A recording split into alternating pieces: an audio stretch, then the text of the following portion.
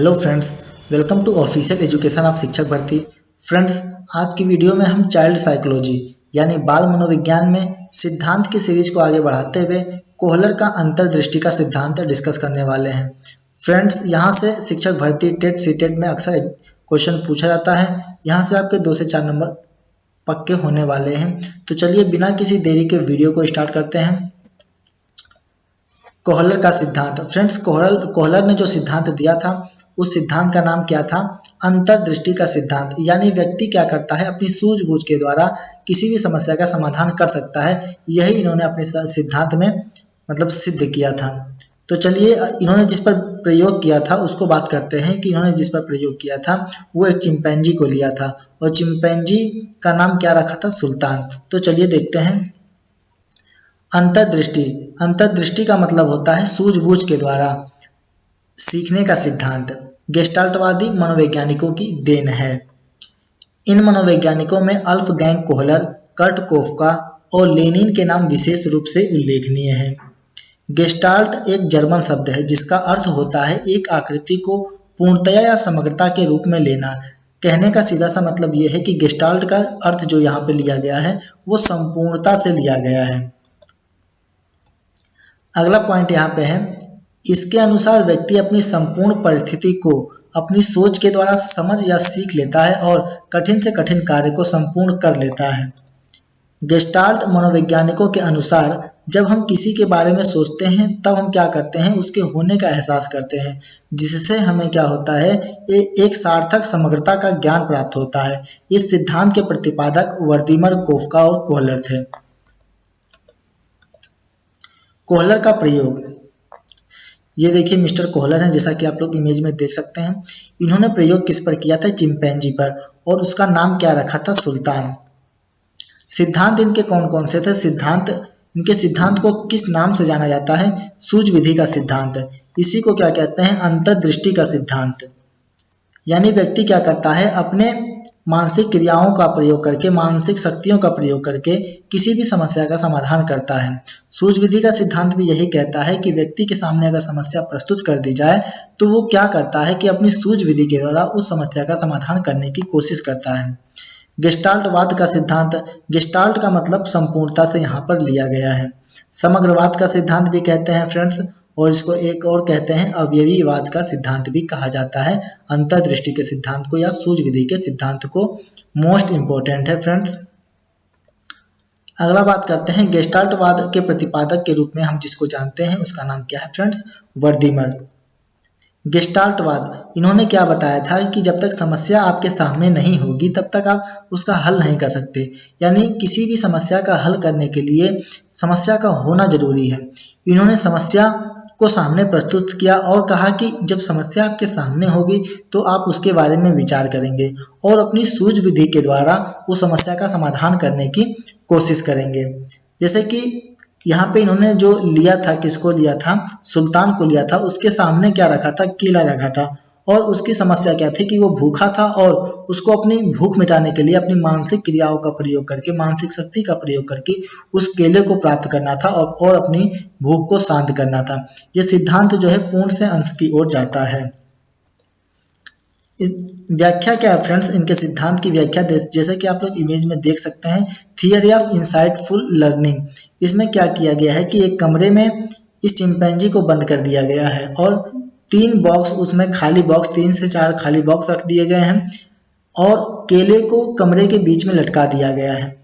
और ये जो चिंपैंजी है ये भूखा होता है तो ये केले को पाना चाहता है।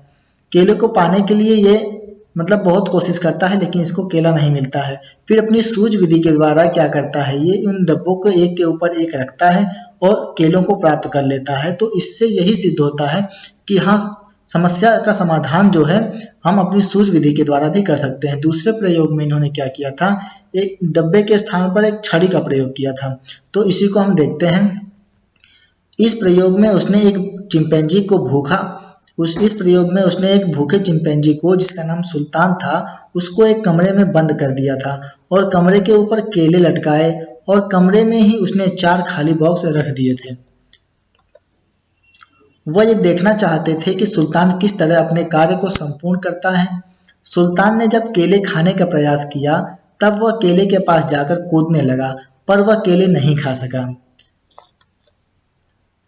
फिर उसने क्या किया, थोड़ी देर बाद उसको यहाँ पर एक खाली बॉक्स नजर आए। वो उस बॉक्स को ठीक केले के नीचे लेकर गया और बॉक्स को उसने स्टेप वाइज स्टेप रखा, जैसे कि एक सीढ़ी होती है, और उन बॉक्स के ऊपर चढ़कर उसने केले को प्राप्त किया। इस तरह क्या किया, उसने अपनी भूख को शांत किया। कोहलर का छड़ी का प्रयोग। जब इन्होंने छड़ी का प्रयोग किया तो इस प्रयोग में कोहलर ने क्या किया, उस सुल्तान को एक पिंजरे में बंद कर दिया और पिंजरे के ऊपर केले लटका दिए और पिंजरे के भीतर उसने 3 स्टिक रख दी। उसके बाद वह फिर से यह देखना चाहते थे कि सुल्तान कैसे अपनी समस्या का समाधान करता है, यानी अपने कार्य को वो पूर्ण करता है, यानी सफलता प्राप्त करता है।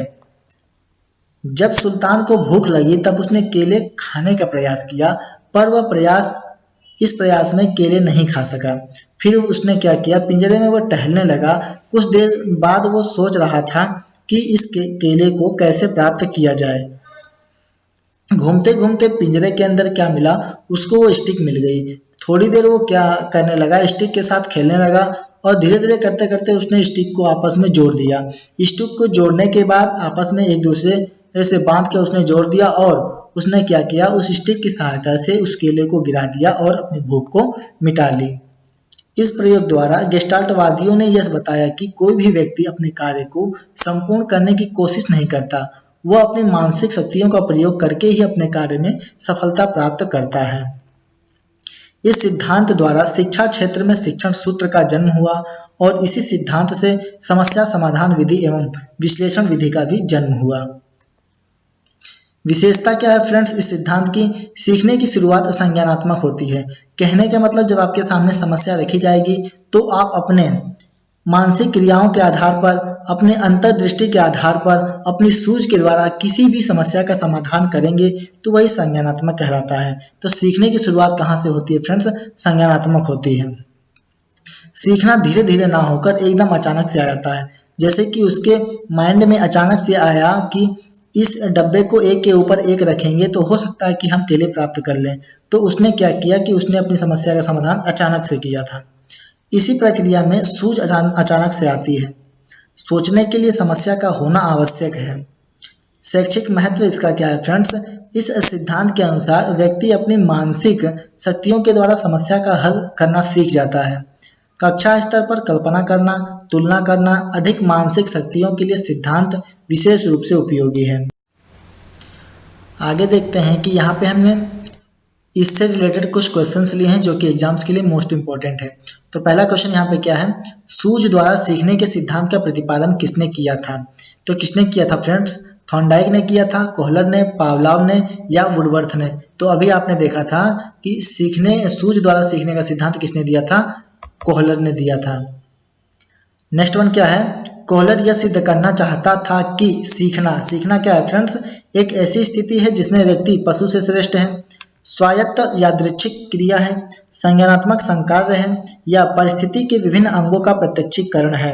तो हमारा यहाँ पे राइट आंसर क्या हो जाएगा, ऑप्शन सी, संज्ञानात्मक। संज्ञानात्मक का मतलब होता है फ्रेंड्स अपनी मानसिक क्रियाओं का प्रयोग करके किसी भी समस्या का समाधान करना या सूझ के द्वारा किसी भी समस्या का समाधान करना। यही कोहलर ने सिद्ध किया था। तो हमारा यहाँ पे राइट आंसर क्या हो जाएगा, ऑप्शन सी। नेक्स्ट वन लेते हैं, निम्न में से एक कौन सा सिद्धांत जो है कोहलर का नहीं है। कौन सा कोहलर का सिद्धांत नहीं है फ्रेंड्स, अंतर्दृष्टि का सिद्धांत, ये किसने दिया था, कोहलर ने दिया था, ये है। समग्रवाद का सिद्धांत भी कोहलर ने दिया था। अवयवीवाद का सिद्धांत भी किसने दिया था, कोहलर ने दिया था।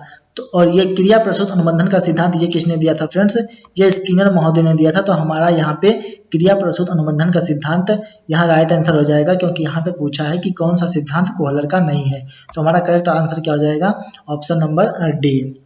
नेक्स्ट लेते हैं, निम्न में से कौन सा एक सिद्धांत कोहलर द्वारा दिया गया है, शास्त्रीय अनुबंधन का सिद्धांत, सूझ विधि का सिद्धांत, मूल प्रवृत्ति का सिद्धांत या विकासात्मक का सिद्धांत। तो यहाँ पे कौन सा सिद्धांत फ्रेंड्स कोहलर ने दिया है, शास्त्रीय अनुबंधन का सिद्धांत, ये किसने दिया है फ्रेंड्स, ये पावलोव ने दिया है। सूझ विधि का सिद्धांत, हाँ इन्होंने दिया था सूझ विधि का सिद्धांत, कोहलर ने सूझ विधि का सिद्धांत दिया था, क्योंकि इन्होंने चिंपैंजी को लिया था जिसका नाम सुल्तान था। सुल्तान क्या करता है, अपनी सूझ विधि के द्वारा केले को प्राप्त करता है, यानी समस्या का समाधान करता है। कहने का मतलब अपनी भूख को शांत करता है। नेक्स्ट देखते हैं, गेस्टाल्ट शब्द का अर्थ क्या है? अधिगम, प्रयास, संपूर्ण या विकास। तो गेस्टाल्ट शब्द का अर्थ क्या होता है फ्रेंड्स? यहाँ संपूर्णता से लिया गया है, तो हमारा राइट आंसर क्या हो जाएगा? C is right answer. Next one लेते हैं, कोहलर ने अपना प्रयोग किस पर किया था?